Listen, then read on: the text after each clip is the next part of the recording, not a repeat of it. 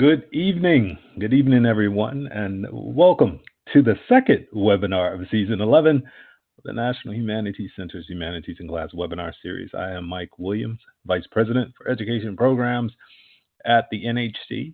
And as always, it is a pleasure, it is an esteemed honor to be here with you all.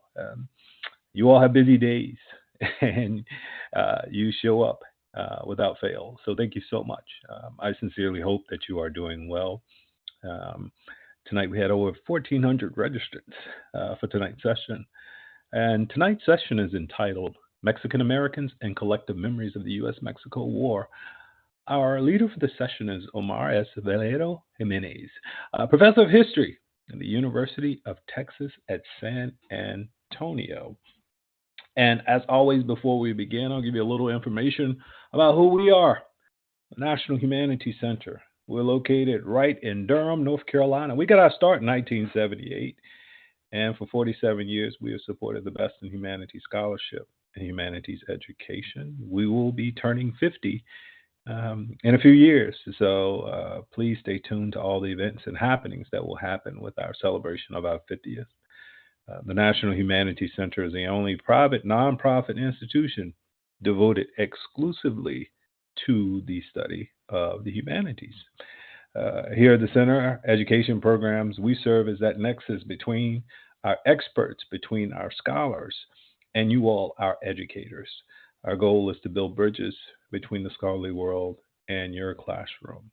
We support educators at all levels, large majority at the K-12 level, but of course we have collegiate, we have graduate level educators, we have informal educators as well. We welcome you all, and again, we're appreciative of you showing up for us and to hang out with us. I am joined by an outstanding team that includes Raven Ferguson and Eve Morris, who are both very passionate about this work and who devote a considerable amount of time to ensuring that we have high quality programming, which includes this webinar series. Again, as I mentioned before, it's now in its 11th season. I want to take a few moments to update you all on all that's happening at the National Humanities Center. If you navigate to the nationalhumanities.org webpage, you will see from left to right in panel 1 statement in support of the Smithsonian Institute, and that institution, and that statement reads: the National Humanities Center stands firmly in support of the Smithsonian Institution, its administration, and its museum professionals. The Smithsonian is an unparalleled hub of research and education where scholars and professionals work diligently to present accurate, evidence-based accounts of our shared history, including its painful and its difficult aspects. These institutions offer spaces of learning and discovery for all Americans, aiming to help us understand our past without imposing a predetermined interpretation. Respecting the independence of research-based institutions and the expertise of professionals is fundamental to humanistic practices. The Smithsonian has already committed to conducting its own internal review, adhering to established scholarly standards. The Smithsonian must be allowed to fulfill its mission without fear of political backlash or ideological pressure. And the center panel, become a fellow at the National Humanities Center. Applications for the 26-27 fellowship year are now open.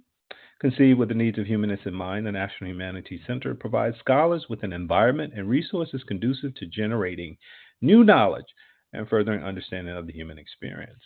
And lastly, in the third panel, it is an announcement for this, our 25-26 Humanities in Class webinar series, live interactive webinars that connect you all with our scholars and experts to discuss compelling, complex topics.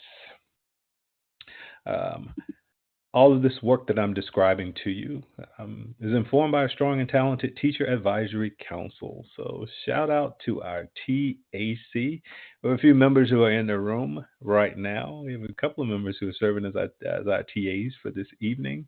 But they're a team of educators who we value so very much, who give us feedback and consult with us on our projects and our programming. Our 25-26 council began their council year in August. And this year's council includes teachers who have experience with various areas of our program, including webinar attendees, online course participants, and former Institute participants as well. And I'm happy to announce that they will be joining us at the center for their fall retreat. And a good time will be had by all. They'll be joining us this week for the kickoff orientation as well as their annual retreat. So, looking forward to seeing you all there for those who are in attendance. If you or your colleagues are interested in checking out recordings of past webinars, please navigate to our webinars landing page and follow the webinar archive link to our dedicated YouTube page where you will find our past recordings. Please note that you have to be in attendance to be eligible for CEU and/or professional development hours.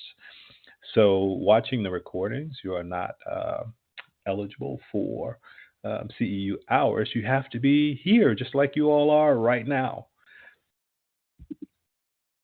Tonight's webinar is audio and PowerPoint based, so you will not see Omar directly, but you will be able to interact with the both of us through the chat box.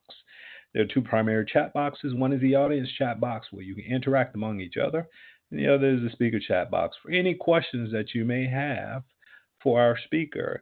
So you will see the Q&A chat box. Please, if you have any questions throughout the evening, please feel free to drop those questions right there in that Q&A chat, and I'll be monitoring them throughout the evening, and I will bring them to Omar's attention at the appropriate time. He'll build in a few breaks where he'll respond to those questions. So keep that conversation going in the audience chat, but please feel free to drop any questions that you have, and we'll be mindful to take the time out to answer as many of those questions as we can.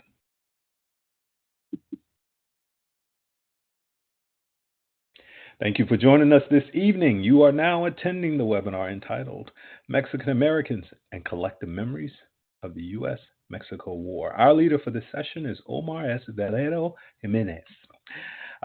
He's a professor of history at the University of Texas at San Antonio. We are also joined by David Beller and Megan Cole, and I see you both who are active in the chat right now. As I said before, I look forward to meeting you all in a few days.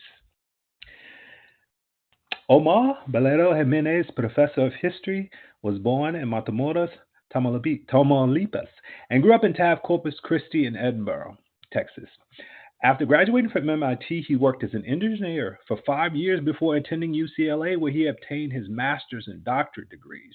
His research and teaching focus on Latinos, borderlands, memory, public history, and immigration. He previously taught at the University of Iowa and California State University, Long Beach.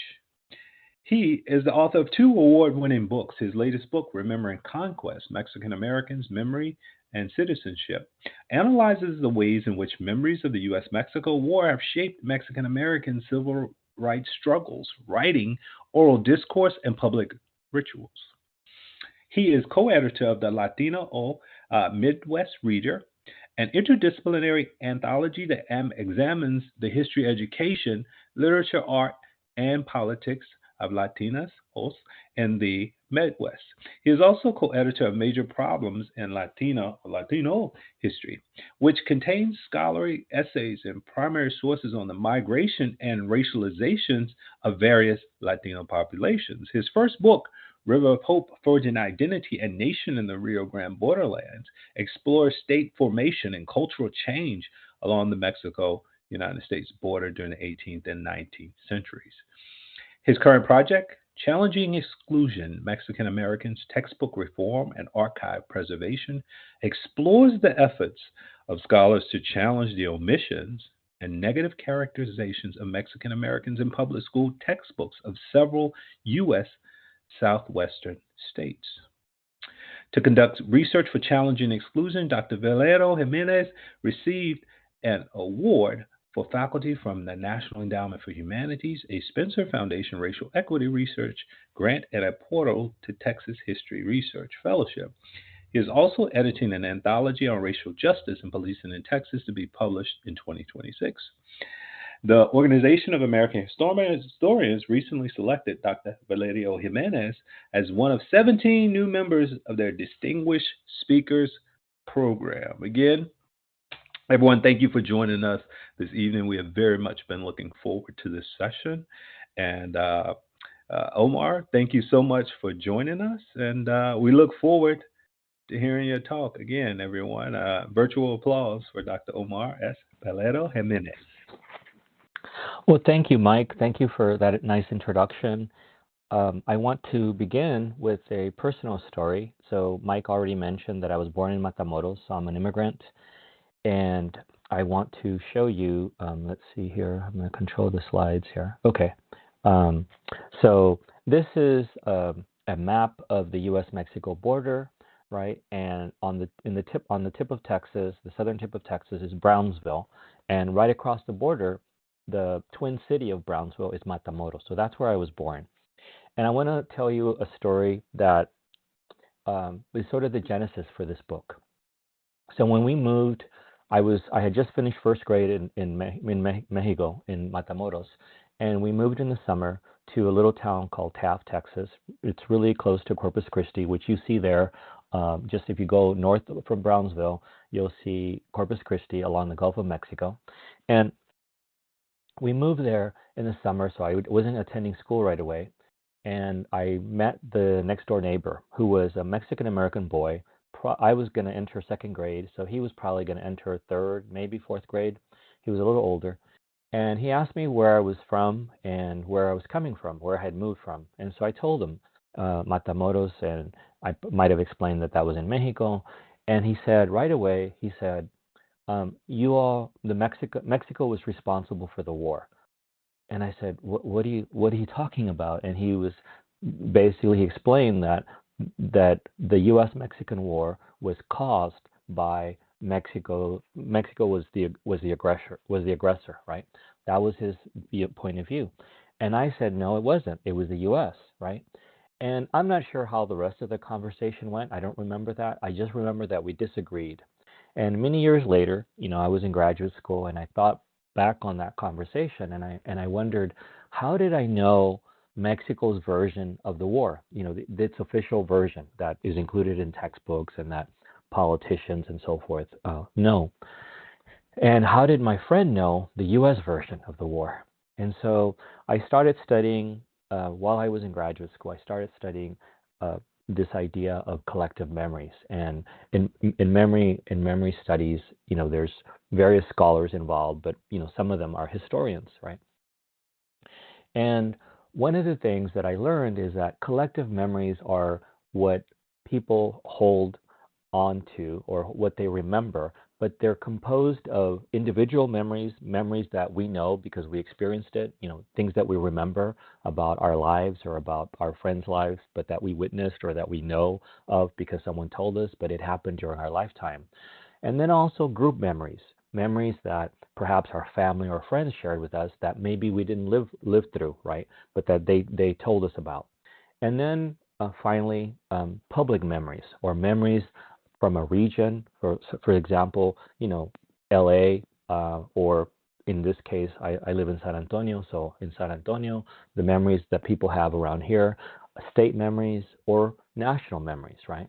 And so we don't really necessarily, so the collective memories are things that we know about the past that we didn't necessarily experience, right? So, for example, I had not lived through the U.S.-Mexican War or the Civil War, right? But I know about it because of the collective memories, group memories, national public memories that I've learned, right, in school, through books, and maybe perhaps movies.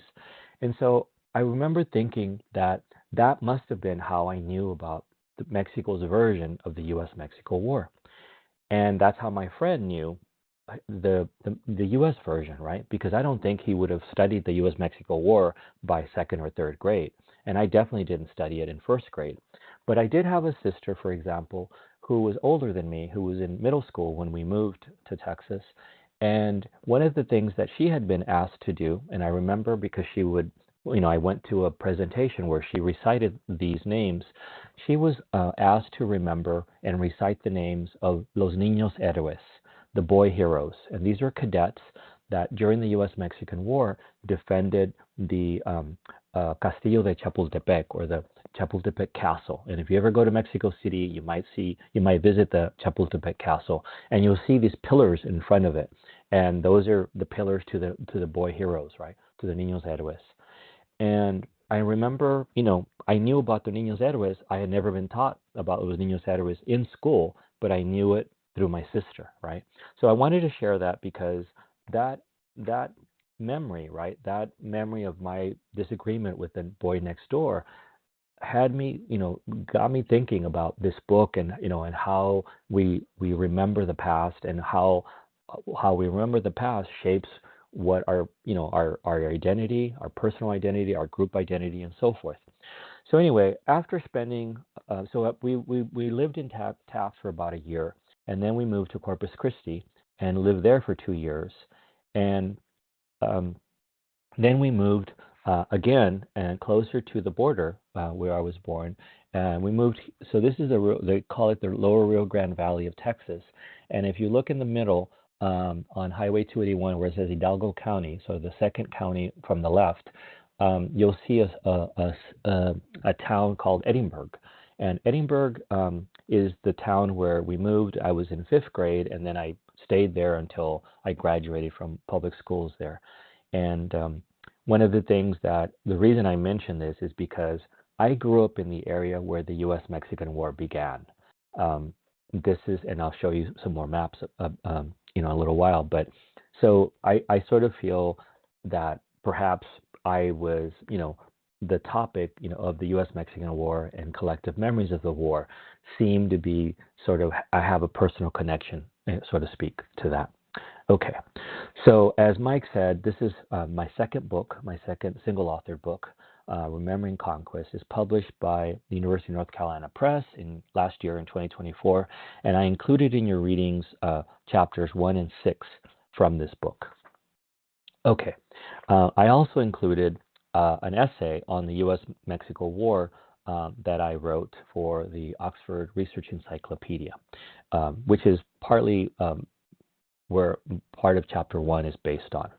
Anyway, so this is where I'm going to start talking a little bit about. I'm going to give you some background on the war, how I discuss the war in my classes, in my undergraduate classes.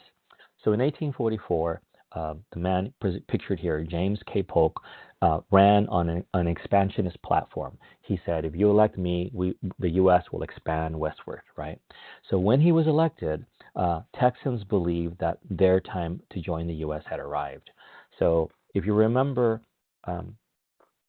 Texas was an independent republic from 1836 to 1845 when it joined the U.S., right?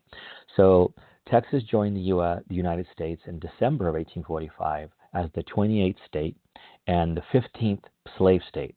So when it joined, there was 15 slave states. It was the 15th, and there was 13 free states. So the U.S. Congress had been trying to keep a balance between slave and free states, but at times there was an imbalance. So as soon as the U.S. annexed Mexico or accepted it as its 28th state, Mexico broke off diplomatic relations with the United States because it took this move, the annexation of Texas, as a sign of aggression. Because during the time, the 9 years that the Republic of Texas existed, Mexico never officially recognized its independence. They believed that they still had jurisdiction over Texas, or they still had a claim to Texas. So Polk pursued both a diplomatic strategy and a military strategy to obtain more land from Mexico. So his diplomatic strategy was that he sent a diplomat to Mexico City and directed the diplomat to offer to buy land from Mexico, but Mexico refused to sell. So he also pursued a military strategy, and the military strategy involved sending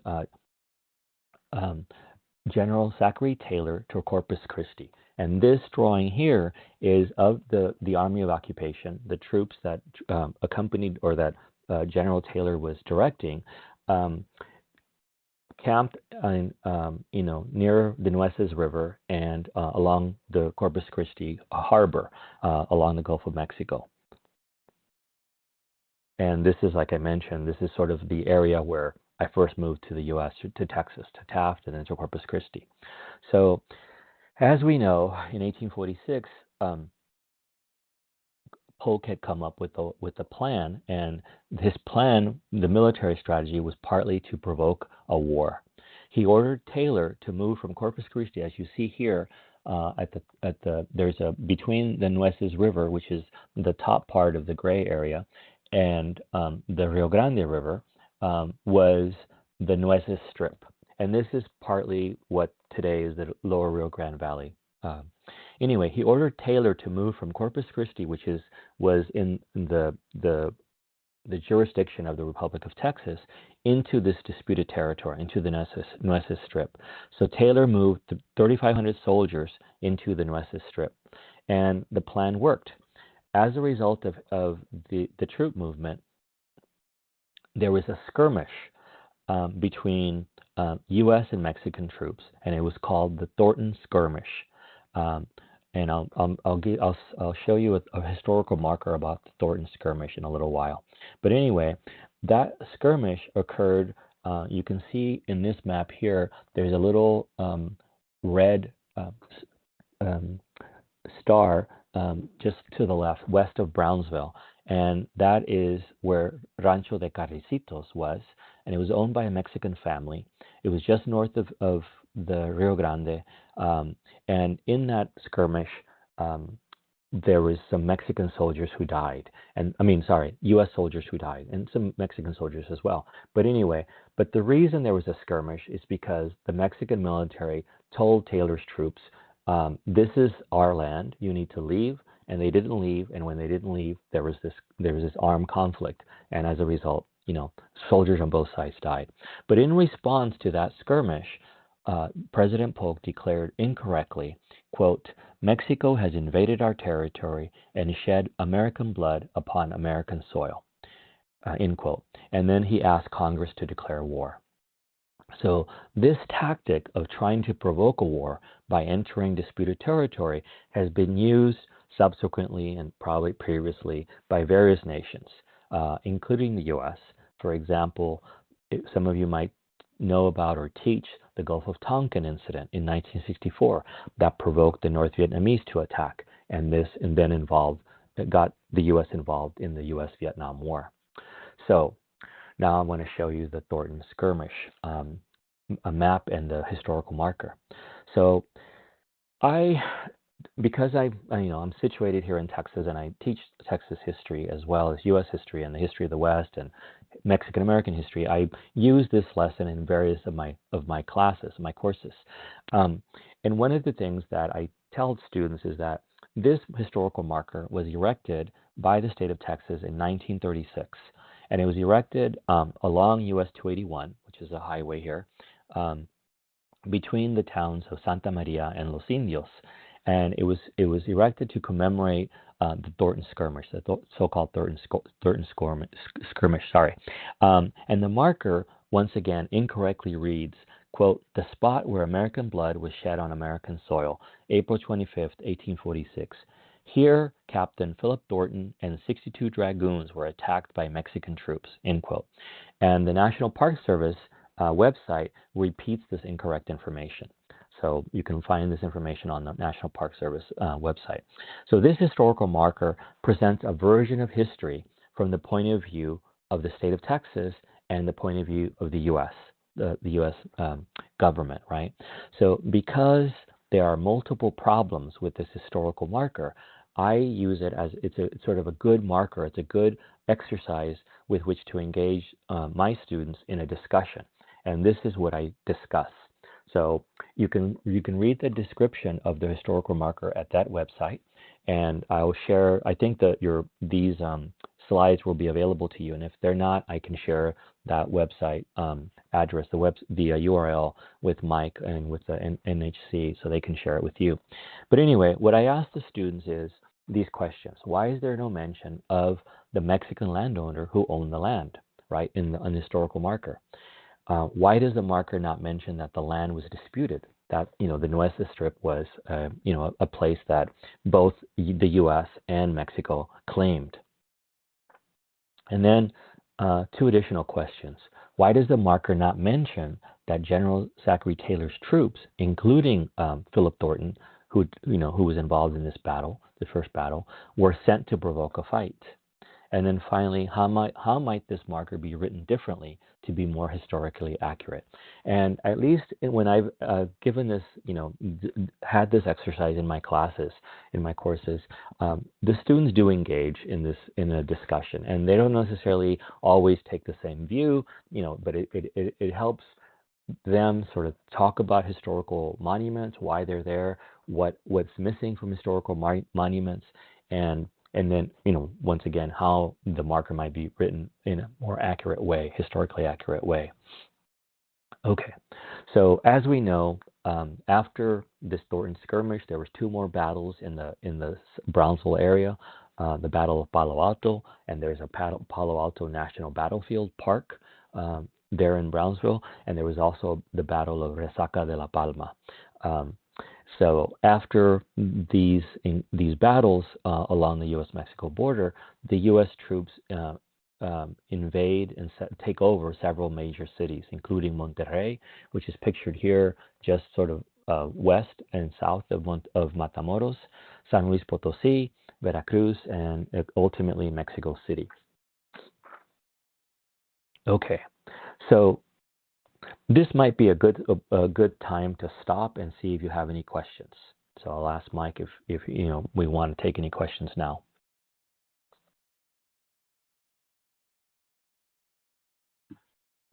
Good deal. Thank you, Omar. Yeah, we're going to go ahead and we'll go through the chat, and there are a few questions that came in. And I'll start from the beginning, pretty early on. So again, thank you for everyone for entering your questions in the chat. And again, I recommend if anyone else, please enter them in the Q&A chat. A question from Emma pretty early on, which was, from your perspective, did this event become a precedent for invasion in the rest of the continent?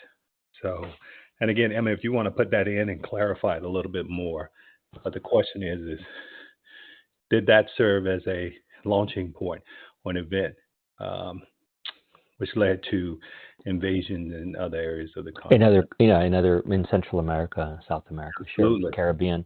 Yes, of course. But I would say, I think some historians would argue, especially those who study Native American history, that Native American nations sort of bore some of the first, invasions onto their territory, right, by the U.S.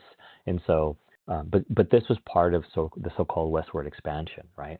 That the U.S. would invade Indian lands, and then in this case, this is a case of the U.S. invading the territory of another, nation, right? That wasn't necessarily see itself as an indigenous nation.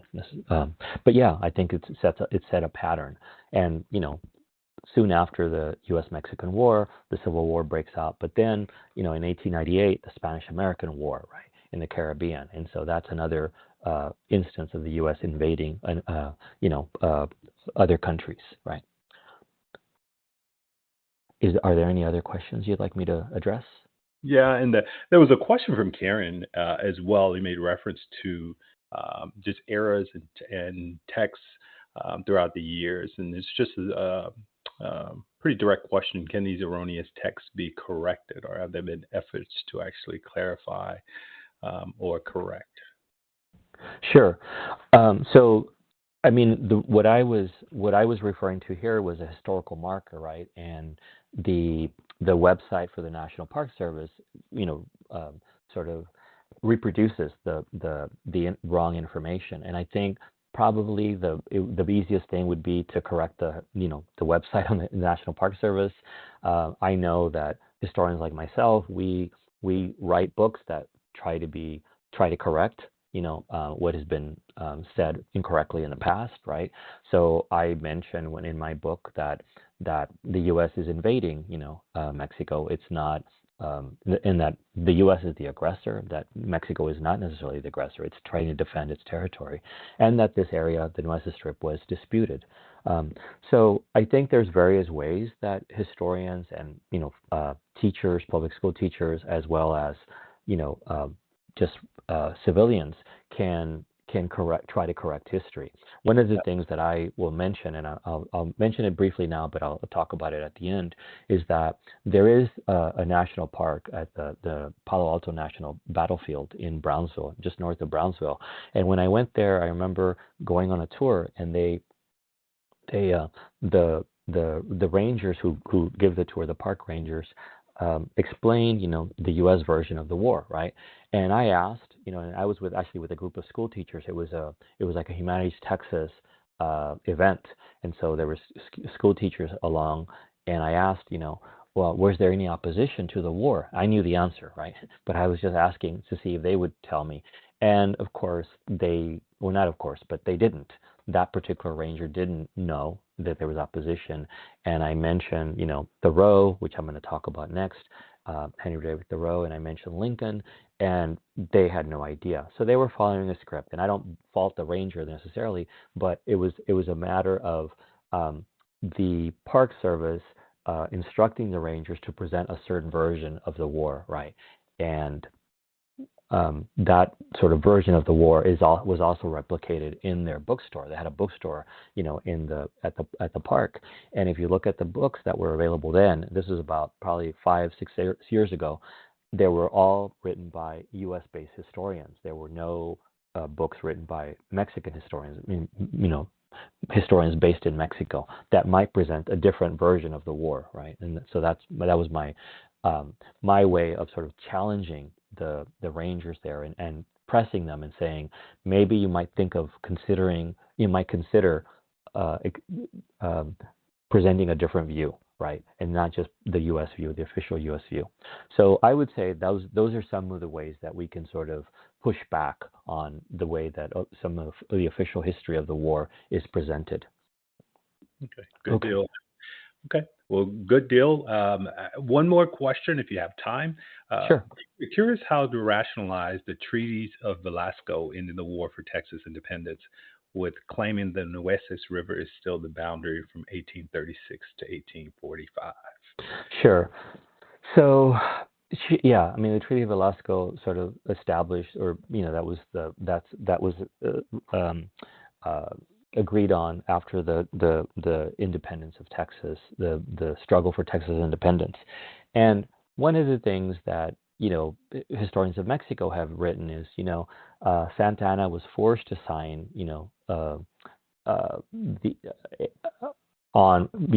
after he was captured, right? And so even politicians at the time in Mexico said this wasn't a valid agreement, because he was sort of a captive when he had to sign this. And so nevertheless, the southern boundary of the Republic of Texas was the Nueces River. And so, but I don't have a map to show you, but the Republic of Texas, the leaders of the Republic of Texas actually claimed the land all the way to the Rio Grande, right? Sort of the present boundary. But the northern and western boundary of Texas extended all the way into Oklahoma, and I think even all as far north as Wyoming. So they were really optimistic about what they held jurisdiction over, and they didn't really hold jurisdiction. They claimed jurisdiction over all this land, but the people who really had jurisdiction in many cases, especially in the western north part of Texas, were Native American nations. And in the southern part, the Nueces Strip, there were Native American nations there as well, but also the Mexicans who lived there. Basically, they paid taxes. They had their transactions, like they got married and so forth, all in Mexican courts. So that were situated along the towns along the river. So even though Texas claimed that it held jurisdiction, it didn't really, and that one's easy to prove. So anyway, okay. So I will go on then to the next slide. Okay, so this is Henry David Thoreau, right? The reason I bring this up in my lesson, when I start talking about the U.S.-Mexico War, is because I explained to students that even though there was support for the war, for the U.S.-Mexican war among politicians and the general public, there was also significant opposition. And in this case, Henry David Thoreau, students will often know who he is, right? He was a philosopher and a writer, and in 1846, he was living in Massachusetts, right? Thoreau was sent to jail and fined for refusing to pay taxes that he believed would support the war effort and help expand slavery. He believed that the U.S. was involved in this war, the U.S.-Mexico War, in order to expand slavery into southern and western territories. So he was supposed to remain in jail until he paid the fine, and he had no intention of paying the fine. But without his knowledge, his relatives paid the fine for him. So Thoreau was released after only spending 1 day in prison. So I mentioned this in the chapter 1 of my book that I include it in the I included a discussion of Thoreau in the readings that were shared with you. So what I often ask students is, Thoreau's initial protest sort of failed, right? Because he wasn't jailed very long, just 1 day. So why is this important? Well, it's important because as a result of his stay in jail, Thoreau started writing this book here, or the essay that's in this book, which is Civil Disobedience, justifying a person's right to oppose an immoral government. And in this essay, Thoreau wrote, quote, "Under a government which imprisons any unjustly, the true place for a just man is also a prison, the only house in a slave state in which a free man can abide with honor," end quote. So Thoreau's essay has actually inspired, over the years, thousands of people across the U.S. and across the world. For example, Danish resistance fighters fighting in the 1940s referred to Thoreau's Civil Disobedience essay. U.S. opponents of McCarthyism in the 1950s, anti-apartheid activists in South Africa in the 1960s, and then even the U.S. anti-war activists in the 1970s. So this is a map, a Google Maps showing you where Thoreau was in prison in Concord, Massachusetts. So 2 years ago, going back to a little personal aside, my family and I spent a year in Providence, Rhode Island, because my wife, who's also a professor, had a postdoctoral fellowship at Brown University in Providence. So during that year, I dragged my family to Concord, Massachusetts, because I wanted to visit the site of the jail where Thoreau was placed. And I'm one of those parents that makes their kids go to historical markers and read the markers. And here's the marker, okay? And this is what it says. It says, Henry David Thoreau was imprisoned for 1 night in jail on this site, July 1846, for refusing to recognize the right of the state to collect taxes from him in support of slavery, an episode made famous in his essay, Civil Disobedience. So, and the historical marker is actually a little bit hard to find because it's behind some buildings and it's behind a parking lot. But we did find it, and I was very glad because as I mentioned, I studied this and I thought I really wanted to visit it. But anyway, Thoreau's essay also has inspired many people across the world, including Mahatma Gandhi, Indian nationalist, who cited his essay as an important influence on his political philosophy. After one of his numerous prison sentences, Gandhi reminded reporters of Thoreau's dictum that prison was the only appropriate place for a free man who lived under a tyrannical government. And then Gandhi's use of civil disobedience in turn inspired Martin Luther King Jr. So Thoreau's opposition to the U.S.-Mexico War was also an important influence in the U.S. civil rights movement. So I asked my students, so what can we learn from these events? And what I tell them is that opposition to war has occurred before. Some of my students have been alive as the U.S. has been involved in certain wars in the Middle East, for example. And so I tell them, what can we learn from the past about the present? And I tell them, well, one of the things we can learn is that even a war that supposedly was very popular, the U.S.-Mexico War, there was opposition to it, and it has divided the nation. And more importantly, the opposition to this war was valid and patriotic. the testimony of military officers and politicians who were who were alive during the U.S.-Mexico War shows or demonstrates that they viewed the war as a war of conquest and an unjustified war as well. So one of the things that I also like to show the students is discuss Abraham Lincoln spot resolutions, which can be found at that web address, the National Archives, and it provides a short summary and also has copies or images of the documents. So opposition to the war included the political party, the Whigs, right? And this is the party that Senator Abraham Lincoln, belonged to. The Whigs opposed the war and called it actually Mr. Polk's War. Among the Whigs that were opposed to the war was Lincoln. Many of you probably have heard of Lincoln spot resolutions, and once again, Chapter 1 of my book discusses this. So you can find them at the website here, National Archives. Okay, and so here is Lincoln, and here's an image of this resolution. So as a freshman Whig congressman from Illinois, Abraham Lincoln questioned whether the spot where blood had been shed was really on U.S. soil. So on December 22nd of 1847, he introduced the spot resolutions, one of several congressional resolutions opposing the war. And however, it was never really acted upon by the full Congress. So, but nevertheless, it had an impact. And so I tell students, I ask them to read it, and I have actually transcribed this, so, because they might not be able to read this handwriting. So I transcribe it, but here's another example of how we can get students involved in sort of analyzing primary sources and also thinking about how contemporaries, during the U.S.-Mexican War, how there was opposition, how there was debate. So discussing Lincoln spot resolution along with the Thornton skirmish historical marker, I think, is a good way of linking sort of a local history, a local markers, to a national debate about the U.S.-Mexico War. So in this, you might not be able to see it very well, but he has various points, and I'm just going to list a few points. Point number 2 in the spot resolution is where Lincoln wants or asks Polk to answer whether the spot where blood was shed belong to Mexico or not. And I tell my students that just like any good lawyer, before he asked the question, Lincoln knew the answer, right? And so he knew the answer was that no, it was not on Mexican land. It was on disputed land. I mean, it was not on U.S. land. It was on disputed land, and it really belonged to Mexico.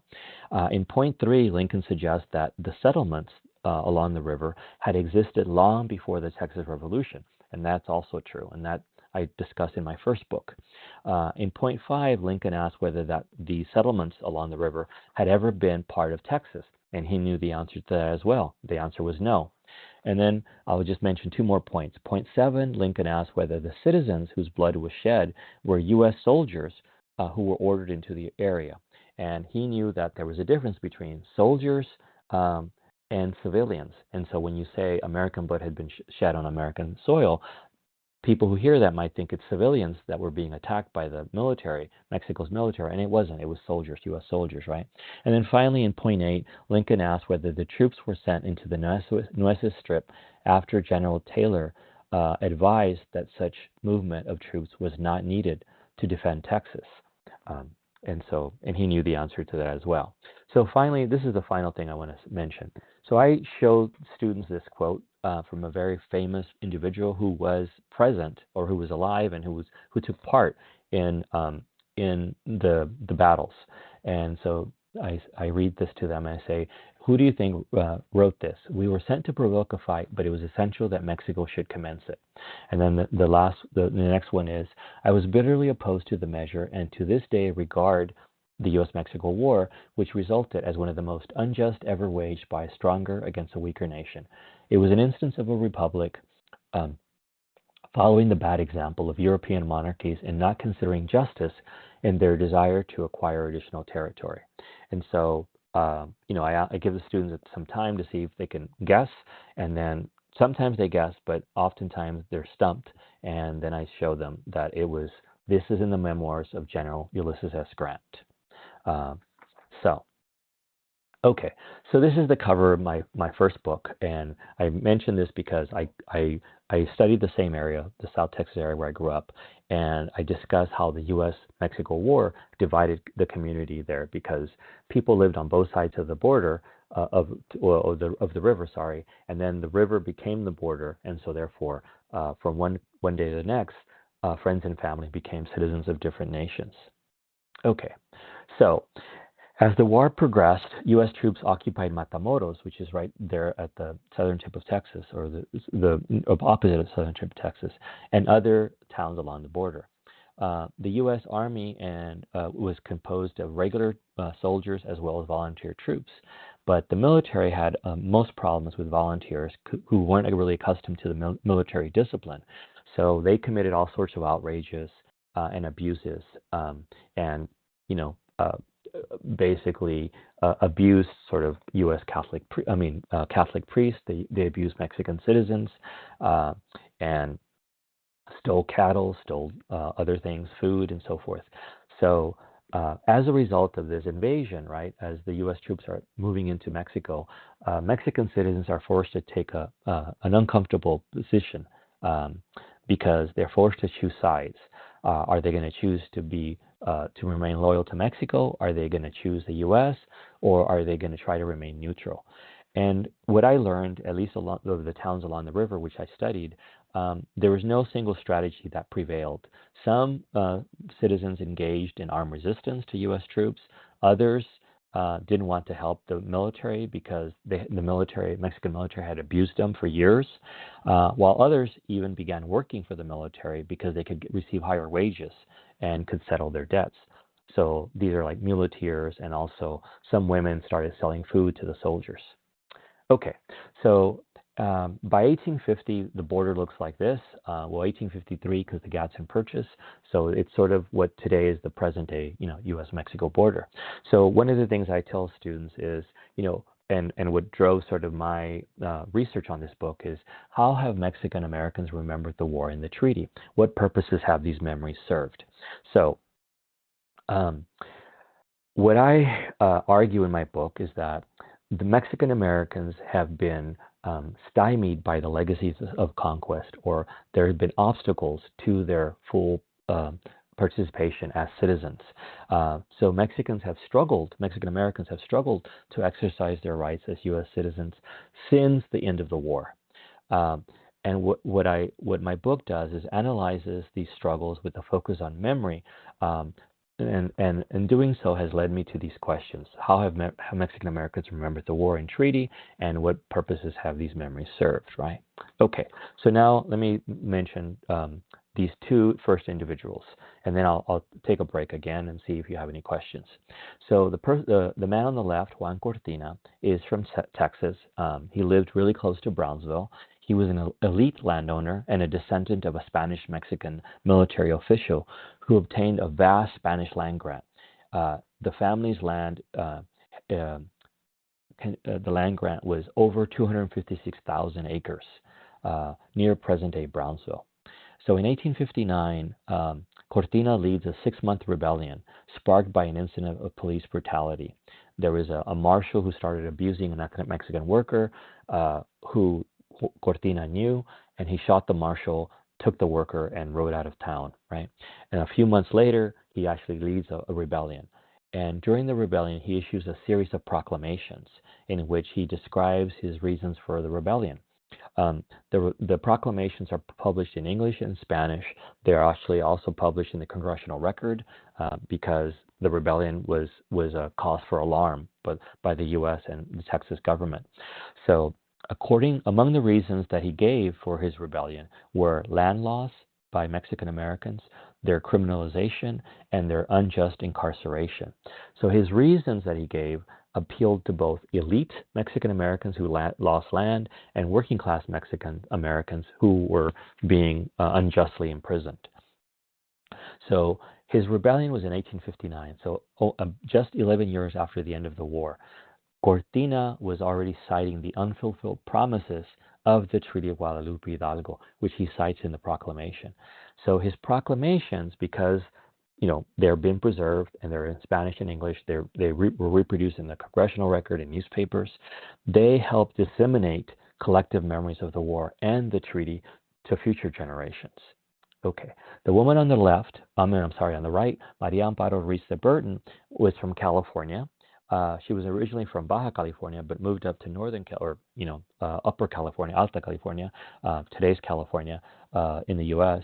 When she was young, and she eventually married a U.S. military official who was part of the invasion, right, of the invading army, who took over California for the U.S. She marries him, so that his name was Henry Burton. So she becomes Maria Amparo Ruiz de Burton, and they eventually obtained a ranch that was about 9,000 acres near present-day San Diego, California. She was related to various elite Californians and also nurtured friendships with others like Mariano Guadalupe Vallejo. And I know that a lot of teachers from California are on this call, so you probably recognize that name. And she eventually wrote a novel. Well, wrote two novels, but one of them was The Squatter and the Don, in which she describes the collective memories of the landed elite and their land loss. And the novel also counters the triumphalist narrative of U.S. westward expansion. Her novel cited the war and treaty repeatedly, and it serves to transmit collective memories of the war and treaty to future generations, the collective memories of the Californios. So both Cortina and Ruiz de Burton, however, remembered the war very selectively, or the conquest selectively. While they remembered the devastating effects of the U.S. conquest on Mexican Americans, they selectively forgot their ancestors, and in the case of Cortina, his own role in the conquest of American Indians. And this is a pattern that continued, in subsequent generations. So throughout the 19th and 20th centuries, Mexican American activists have repeatedly invoked war memories, and specifically the citizenship guarantees of the treaty in their civil rights campaigns to exercise their rights to vote, to retain their property, and to serve on juries. Additionally, civil rights activists have strategically used collective war memories in their campaigns to desegregate public schools, end lynchings, and expose their disproportionate criminalization and incarceration. Okay, I'll stop here again to see if you have any questions. Okay, good deal. And again, I'm watching the chat. Everyone, thank you for your input, your ideas, and just sharing just your thoughts on the webinar tonight. We appreciate it. The audience chat always moves pretty quickly. So for questions, we had a question from Justin. His question was the anti-war effort organized in a way that we've seen in other wars like World War I or Vietnam, or was it splintered? Okay. It was pretty well organized among the Whigs, because the Whigs were very opposed to the war initially. And eventually, as the war progressed, some of them just decided, okay, we're not going to oppose this as much, right? But there was strong opposition. And there was also strong opposition among civilians, like people like Thoreau and other sort of intellectuals. So yeah, there was definitely opposition to the war. And the newspapers at the time, as some of you know, were very partisan in the sense that, they were either associated, some of them were either associated with the Democratic Party or the Whigs, right, or the Whig Party. And so the Whig newspapers were definitely very anti-war. Okay. Thank you for that. From a source standpoint, do you have any resources, archives, or collections you would recommend to any of the attendees who are here tonight in terms of being able to witness the political discourse, or even just some of the propaganda surrounding this? Sure. Well, I'm going to plug one of the books that I edited, Major Problems in Latino History. And in that book, if you can find it in the library, you can find there's 15 chapters, and one of the chapters is on the U.S.-Mexican War. And so it contains, for example, congressional debates in Congress between the Whigs and the Democrats about, the war and how much, what should be done in terms of, should the U.S. There was a point when the U.S. was considering taking all of Mexico, and it was the All of Mexico movement. So you could do that, and I'm sure that There was also, I think I might have reproduced in that anthology some newspapers of the time. But you can look at newspapers like the New York Times, or historical New York Times, or other newspapers. There is a website, I think.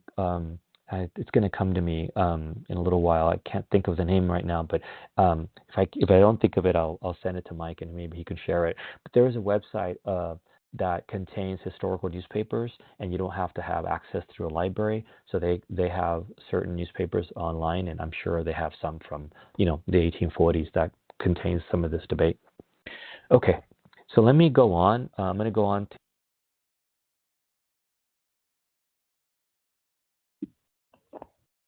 Okay. All right. I think we may have lost you, or you might be muted, Omar. Oh, sorry. Yes, I got muted. You're all set. Carry on. Thank you. Sorry. So I'm going to go to the next slide. I hit the mute and then I hit the next slide. Okay. So I'm going to go through this briefly, more quickly.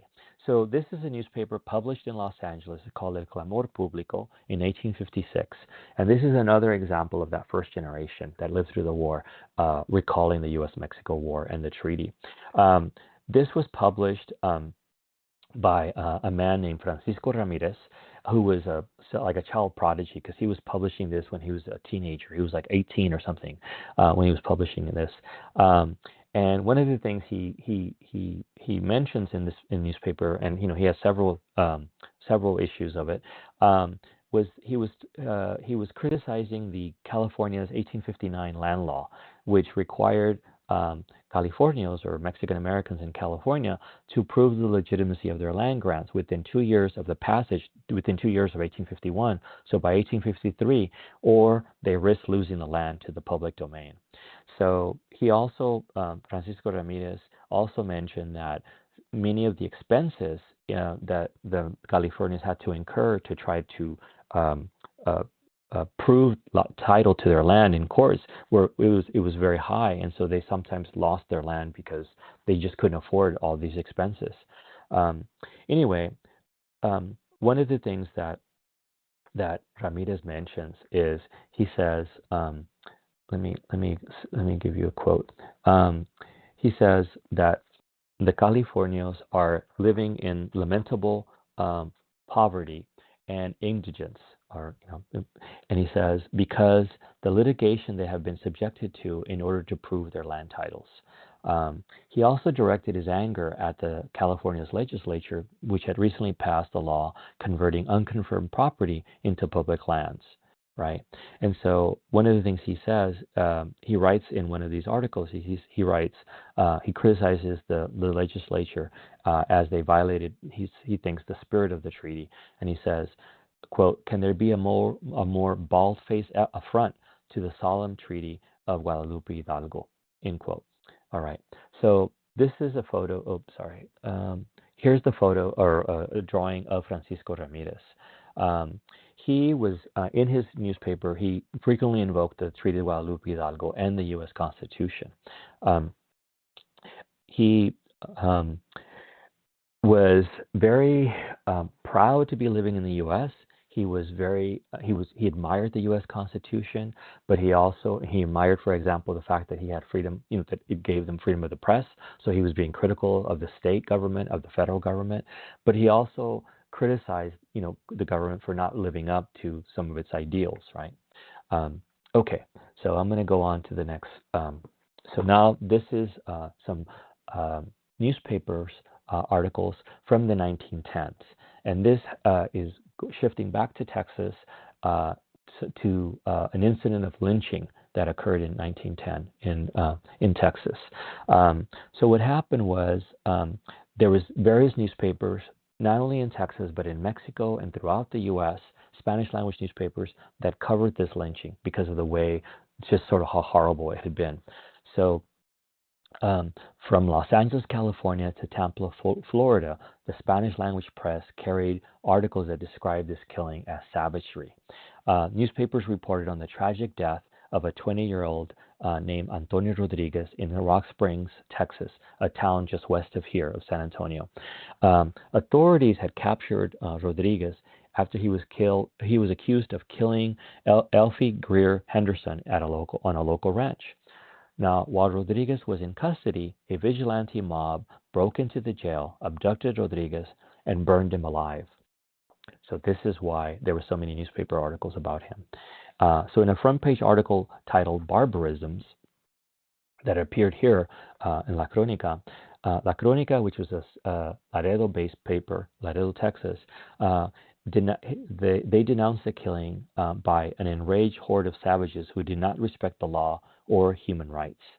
And then they critiqued this so-called, they said, land of democracy, and that they believed that this case revealed much about this land of democracy and the so-called the quote-unquote civilization of the U.S. So they were very sarcastic in their criticisms.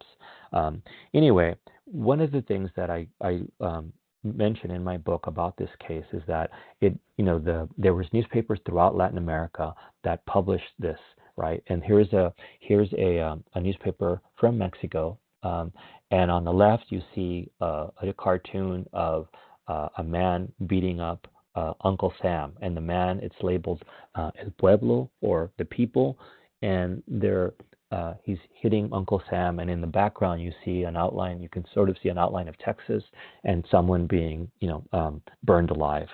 So this is an example, and in the newspaper coverage, the newspapers, at least the ones based in the U.S., Spanish language newspapers, often refer to the Treaty of Guadalupe Hidalgo and said, why is it that the assailants of this, the people who killed Rodriguez, who burned him alive, they were never arrested, they were never charged with any crime.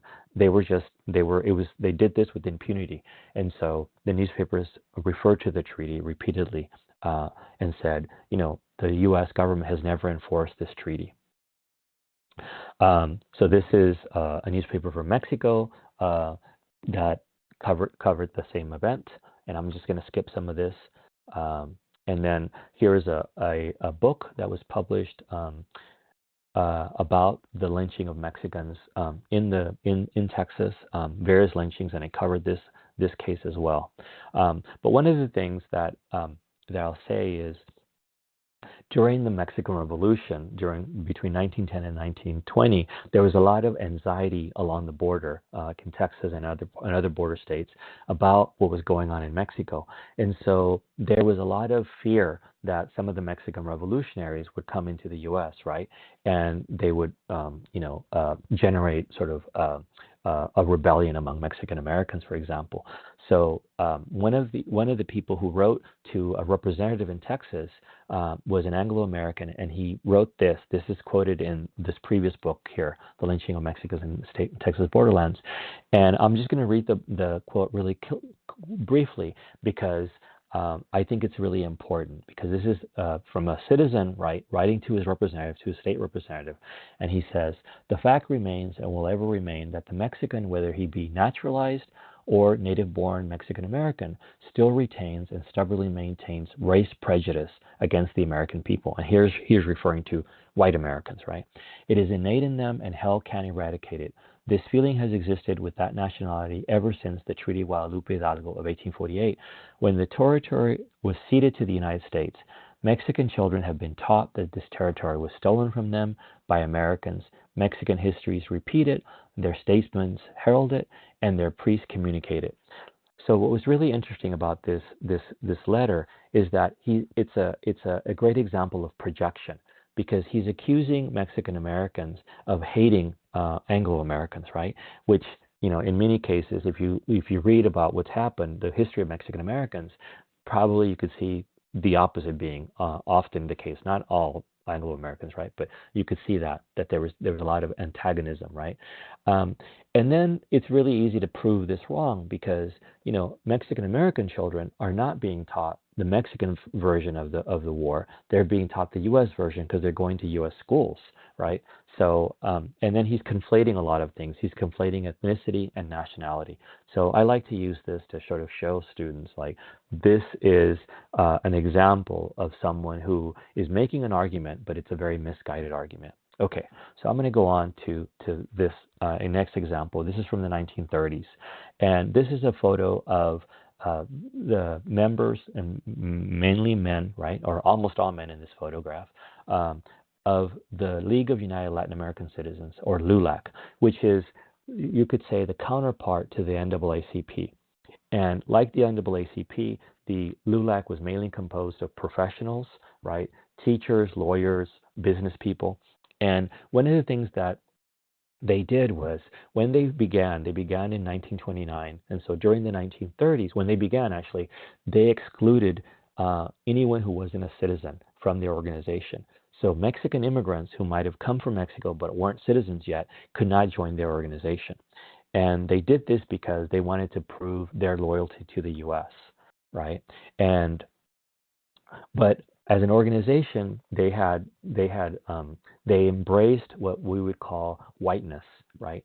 Because one of the things that I forgot to mention when I talked about the treaty is that when the treaty declared Mexican Americans to be citizens, they also declared them to be legally white, because in 1848, when the treaty was signed, what was there was a law on the books called the 1790 Naturalization Act, and that act stated that only whites, people who were considered to be white, could become naturalized U.S. citizens if they were born elsewhere.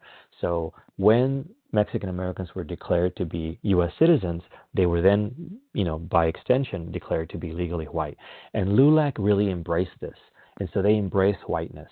And that was really detrimental to their civil rights activism, because they would not ally with the NAACP. They would not make alliances with African American organizations, Asian American organizations, or Native American organizations, because they were bent on being seen as white, right? And in the U.S. Census, for example, the Mexican Americans throughout this period were classified as white. Okay, so I'm going to skip this part here. Jose T. Canales, he was actually a relative of Cortina, but he was alive during the 1930s. He was a lawyer, a representative, and he was also very influential in making LULAC exclude Mexican immigrants. And the reason I bring this up is because they also refer to the treaty, but the reason they refer to the treaty is to claim whiteness. They say we're U.S. citizens, we're Mexican Americans are U.S. citizens, and therefore we are white, right?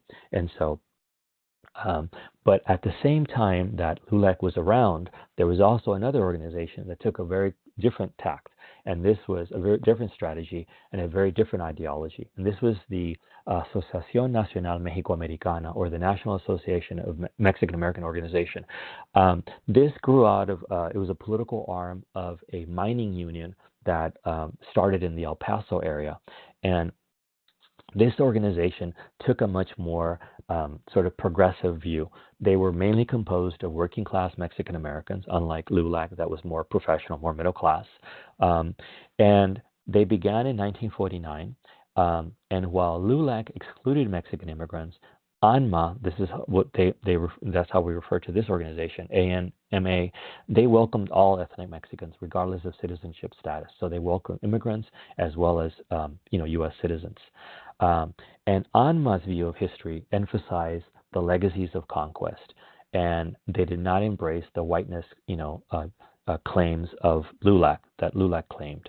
ANMA published a series of articles on the history of Mexican Americans in its newspaper, which was called Progreso, or Progress. And in this newspaper, they published an excerpt from this book here, Stepchildren of a Nation, the Status of Mexican Americans. And you can tell from the title that the author, Isabel Gonzalez, a woman who was their first vice president of the organization of ANMA, basically writes that Mexican Americans have never obtained full citizenship. And they actually, one of the things it says is, the U.S. has never recognized Native peoples' distinct culture and has not respected the Treaty of Guadalupe Hidalgo, which guaranteed to respect their language, customs, and property. Okay, so I'm going to go on to the 1960s and 70s. And I will probably not take any more questions because I want to try to finish if I can. All right, so during the 1960s, the Chicano and anti-war movement sort of overlapped in many ways.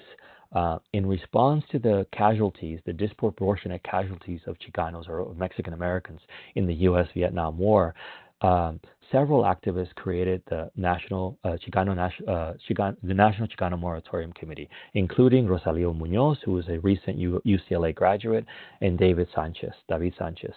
And they planned a series of protests, and this is one of the protests, right?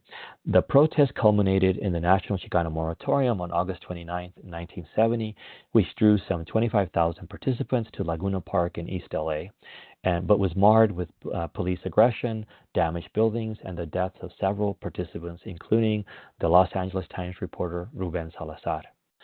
Now, some of you probably have heard of the Chicano moratorium, and know about, the general history. One thing that many people don't know is that there was a lot of Mexican American women also involved in anti-war movement. And here I want to focus on two particular women who started an organization that published the book that's at the bottom here, La Batalla Está Aquí. These two women were Chicana anti-war activists by the name of Leah Ibarra and Nina Genera. They were both UC Berkeley students who became draft counselors. Both of them had personal and ideological reasons for opposing the war. Ibarra's brother and 18 cousins were serving in Vietnam. So this gives you an idea of how many Mexican American youth men were serving in the war, right? She had 19 relatives serving in the war. And Genera's younger brother had been drafted despite his family's efforts to secure deferment because their mother had a terminal illness. So Ibarra and Genera established something called Chicano Draft Help, a group of draft counselors that helped Chicanos or Mexican American men secure deferments. They later wrote a booklet that's seen here at the bottom, La Batalla Está Aquí, or The Battle is Here, to encourage young men to seek deferments or become conscientious objectors. The title of the book refers to the advice given to the young men to stay home because the battle is here. So their argument was, don't go fight in Vietnam, stay here and fight for your community. That was a general argument. So, and the pamphlet also tried to convince young men who were trying to sort of prove their manhood and their loyalty by, through their military service, to fight for their communities at home. The pamphlet directly invoked the U.S.-Mexico War and the Treaty Guadalupe Hidalgo. So this is another example of how that war and the treaty get referred to over and over again. So after the Chicano moratorium, some of the activists launched a march across California from Calexico to Sacramento called La Marcha de la Reconquista, and this is some of the photos from it. And I think I discussed this in chapter 6 of my book. The name given to the march refers to the U.S. conquest, the U.S.-Mexico War, right? And during the march, the speakers and the literature that they pass out often refers to the treaty and the war. Some of the people involved in the march were the Brown Berets. This is a photo of the Brown Beret newspaper, La Causa. And after they went to Sacramento, they decided we want to go to other states in the Southwest. And so they launched what they call La Caravana de la Reconquista, or the Caravan of the Reconquest. And so they went from California to Arizona, New Mexico, Colorado, up to Chicago for a while, and then down to Texas. And this is where I want to describe.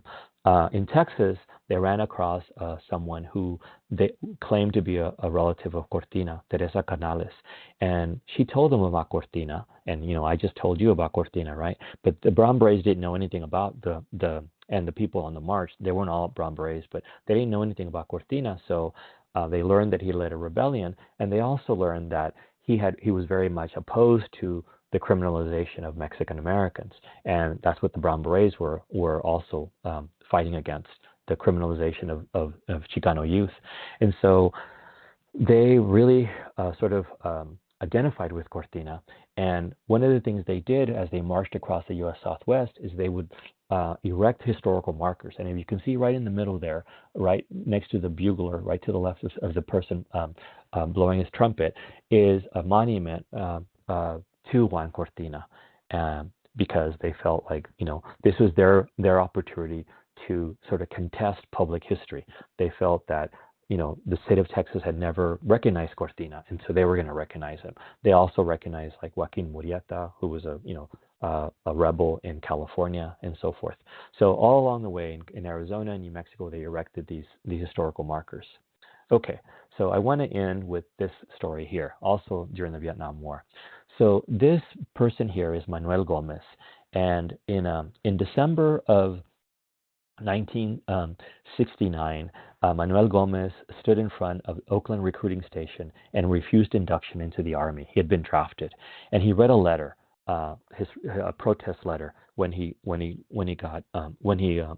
refusing induction, and he said he was a student in Northern California, and he was a history major. And he'd become involved in both the anti-war and the Chicano movement. He was radicalized by the war in Vietnam, and so he stood before this crowd of fellow draftees and distributed copies of his letter that he wrote to the draft board. And in the letter he wrote, "It is well known that Mexicans were among the first victims of your empire." And he continued by invoking collective memories of a previous conflict by declaring, "The memory of the Mexican-American War is still an open wound in the souls of my people." And his induction letter, refusing induction, is included in some of the material that you received. Anyway, he refers to the Treaty of Guadalupe Hidalgo as well. And just a side note, I met Manuel Gomez many years later, and I didn't know who he was. I didn't know he had this past, but he was an administrator at UC Irvine. When I taught at Irvine as an adjunct, I met him, and I was really surprised that he had written this letter when I found out many years later. So anyway, so I'll stop there. I have a few more slides, but I'm just going to stop there because I think we're at time. So I'll take your questions now.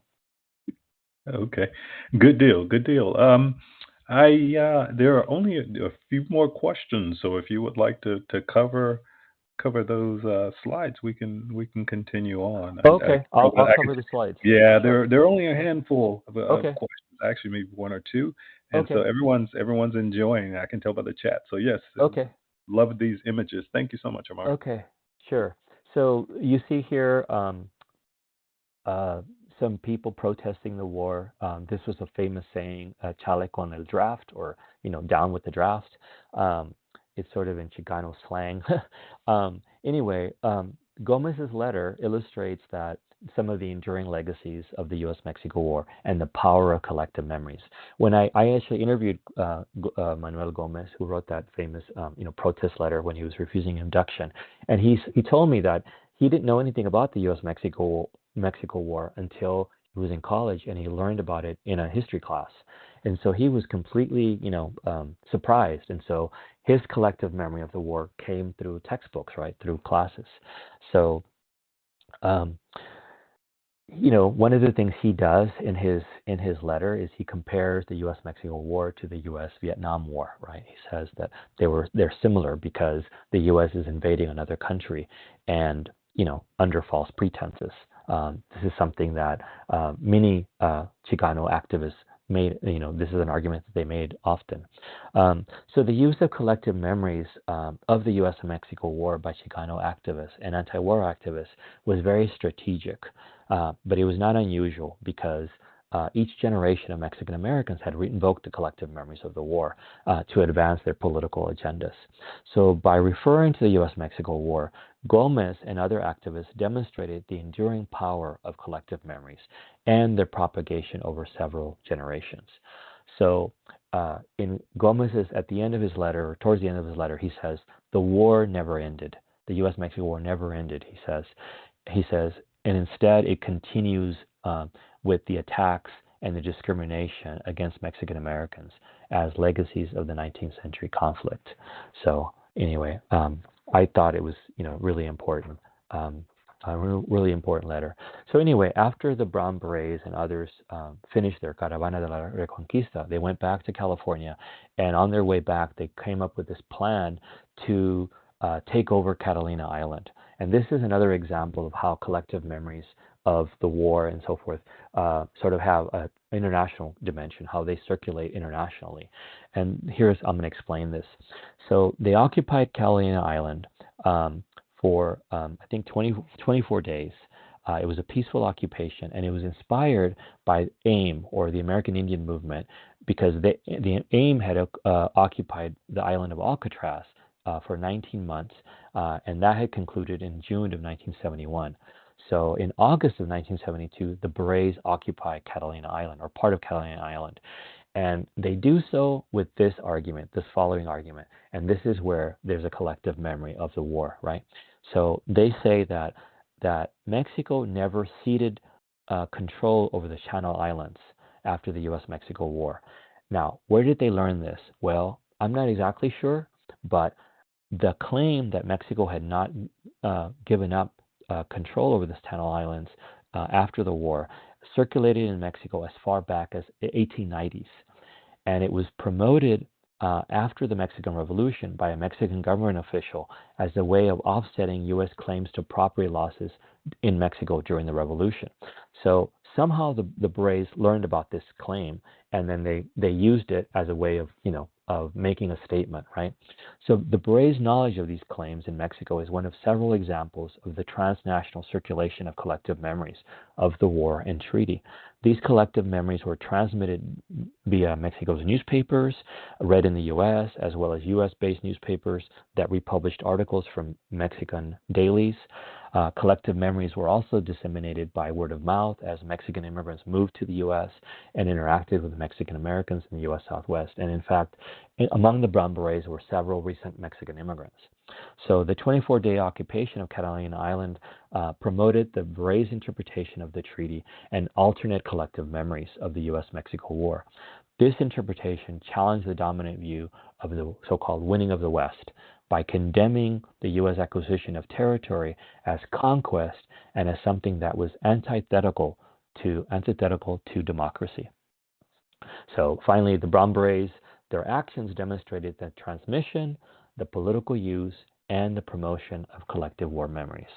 So I'll end with this last statement. The legacies of the war were not only the community's second-class citizenship and land dispossession, but also the strategic use of collective memories by several generations of Mexican Americans who pursued various civil rights campaigns. Okay, so that's the end of my presentation, and I'll take any questions now. Good deal. Thank you so much for that. I appreciate that. In the years after the war, were there any conversations from congressional leaders regarding the land rights and the civil rights of Mexican Americans in the newly acquired land? It's a question Justin had. Sure.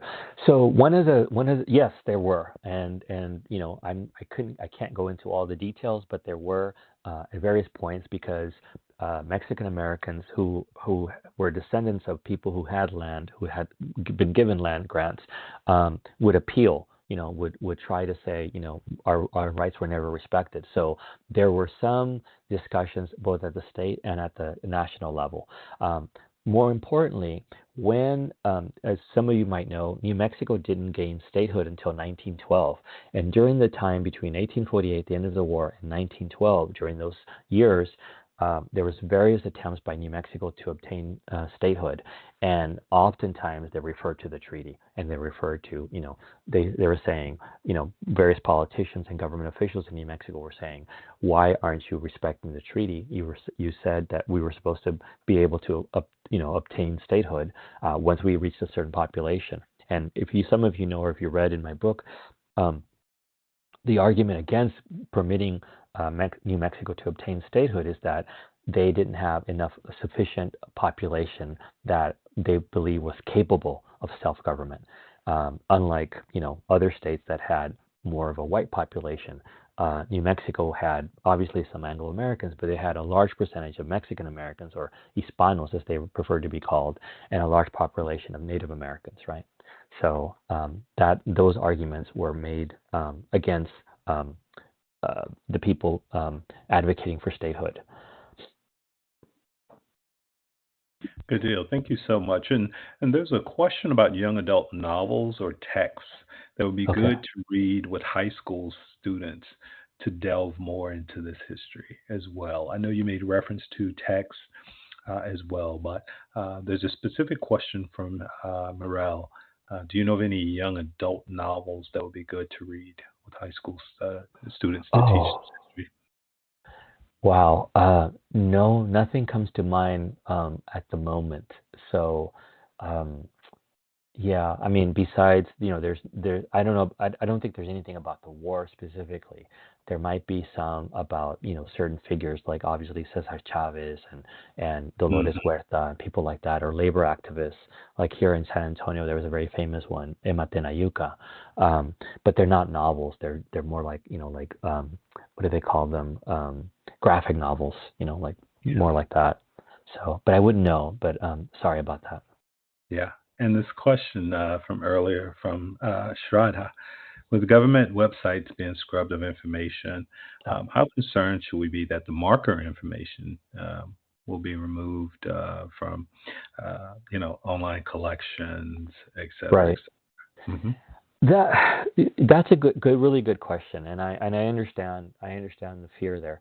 I'm not sure. I think the present administration is going after more sort of obvious, I would say, websites. They don't want people to be discussing slavery and things like that. I think this website. I mean, it's presenting like the Thornton skirmish. It's presenting the U.S. version of the war, so it's not something that's going to be, how do I say this? Um, uh, Critical. There, it's. I don't think the present administration is going to be that displeased with that historical marker. So I don't think they're going to try to scrub it. I think if it had been changed, that they might want to do that. They might want to they want to change it, or take it down. But yeah, that's a good question, and I think, I mean, in general, one of the things I try to do is, I'm going to change the question a little bit, and I'm just going to say this. I'm of the mind that whenever certain current events occur, they're always good teaching moments, right? So when several years ago, when the Black Lives Matter movement started, took off, and then they started agitating or advocating for the removal of Confederate monuments throughout the U.S. South, right? Um, I took that as a great time to discuss what are the importance of monuments and how people learn about public history through monuments. And then I brought up the Brown Berets and how they erected their own monuments, but they were only temporary because as soon as the Brown Berets left, the local officials would destroy their monuments, right? But I mentioned this, and I mentioned, like, why is it important that certain monuments are up, and what do most people pay attention? And so there's always this discussion among students, like, who live, whether they live in LA or they live in Texas, in San Antonio. There's certain monuments we see, but we just look at them and we might never sort of pay attention to what was written there, or when it was erected or whatever. Like, the Confederate monuments. Many of the Confederate monuments were established or erected much later in the early 20th century, much later after the Civil War, right? So we get to discuss why were they erected in the first place, and it was a way of sort of showing, um, African American population, trying to show them. It was a display of sort of white supremacy. One That's one interpretation of why they were erected at the time. So here in Texas, there was during the Black Lives Matter movement also, or soon thereafter, there was the removal of a Texas Ranger monument that was in one of the airports in Dallas. And that made the news because there had been several Mexican American groups that had been lobbying to take down that monument. And it wasn't until, other Confederate monuments were being taken down that the airport authorities decided we better take this down, because the Texas Ranger that was depicted there was had a long history of sort of helping authorities enforce school segregation in Texas. So that was just another example. And I use these examples to talk to students about the importance of public history and of public memory. Okay, any other questions? Good deal, and thank you so much, and thank you, and what an inspiring note to end on. In your bio, it makes reference to the work that you've been involved in, and with several public humanities projects on Greater Mexico, by engaging university students with public history projects on immigration and borderlands history, and participating in workshops for public school teachers. So thank you so much. And I also see a note that you are a former first generation university student as well. Oh, So yes, yes. yeah, just thank you so much. We needed this tonight, and I can tell by the thanks in the chat that everyone was very pleased, and there's so many takeaways that they have from your session. And so, thank you so much for accepting my invitation. I reached out, I believe it was around March or April or something, and I know that was some time ago, but thank you. You're welcome, and I really enjoyed this. And I hope if you have any questions, you're always free to email me. You can find me on the UTSA website. So. Okay. All right. Again, everyone, feel free. UTSA. .edu. Just go there and continue to follow the work, Omar's work. And again, we appreciate you. And I look forward to having more conversations with you in the future. So I will be sure to reach out and to stay up on all the things that you're doing out there. All the best to you. We appreciate you. Great. Thank you. Right. Have a good night. You too.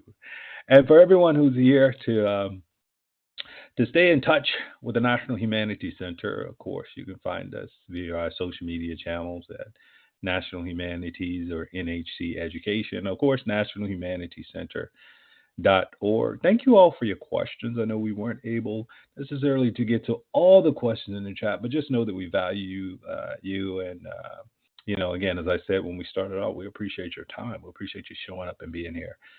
Each and every webinar. The series continues to grow. We're in our 11th year. And so with each session, the numbers can increase. We ask that you support the humanities education programs. I mentioned at the outset of the webinar that we are a private nonprofit institution. And your contributions, no matter how small, no matter how modest, can open up a world of ideas for teachers and rekindle their enthusiasm for the subjects they teach by providing the knowledge and the tools that they and their students need to make a difference. So if you're so inclined, please do so. All right, we will return October the 2nd. We'll be back next week with the Victorian History of New Media with former NHC fellow Paul Fife, 2018-2019 fellow at the Center. He's a professor of English, and he's a director of graduate certificate in digital humanities at North Carolina State University. So we will be back here 7 o'clock Eastern Standard Time and 4 p.m. in the West. Of course, we have a huge contingent of you all out of LAUSD. Shout out to LAUSD. Shout out to everyone who's represented here tonight. Look forward to catching up with you all really soon. Take care and be well.